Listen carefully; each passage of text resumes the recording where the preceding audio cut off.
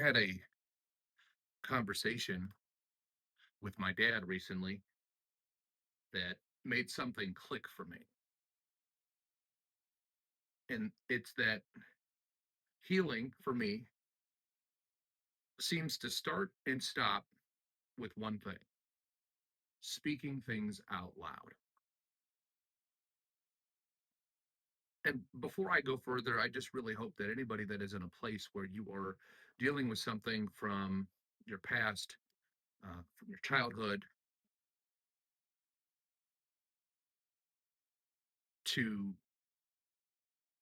now, if you're dealing with something that is just having an impact on you where it's just difficult to get past because there's something about it that kind of triggers you or keeps you, it's just something that you're suppressing, something that you're just trying to avoid essentially. I just really hope that this message helps you, and that's all that I'm really looking to do here. Uh, my dad and I haven't always had the most consistent relationship, but I had to ask him something.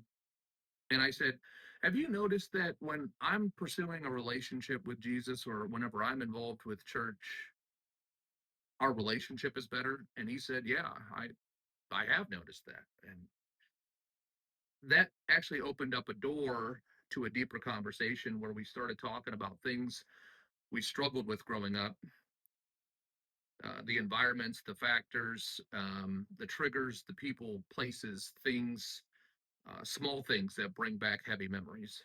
And at one point, I asked him how he deals with it. And he said, I just suppress it and I keep it moving because I have to. And that's honest, because I know a lot of people move like that, they live like that. But I asked him something different. I said, well, what if instead of avoiding it, you sat in it? Not to stay stuck, but to face it. Because suppression is really just avoidance in disguise.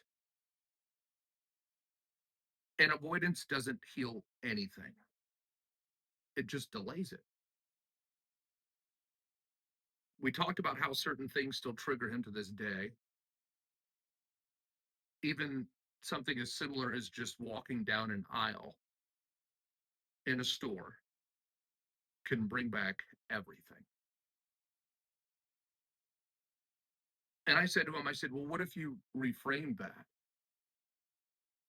What it is that you are avoiding? Not pretending that the bad isn't there, but learning how to reshape its impact.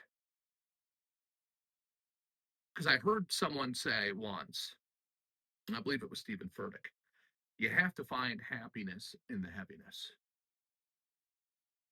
And to be real, I know that that's not always easy. Sometimes it actually just feels impossible.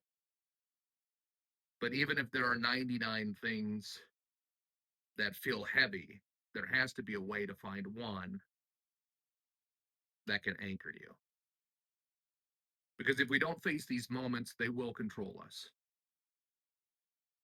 And that turns into patterns: avoidance, isolation, depression, you name it. And not the kind of isolation that brings peace. It's the kind that slowly disconnects you from everything. So maybe the goal isn't to run from what triggers you. Maybe the goal is to sit with it and understand it and take away its power. For me, that process starts with speaking out loud, because what stays buried tends to stay in control. But what's brought into the light can finally start to heal.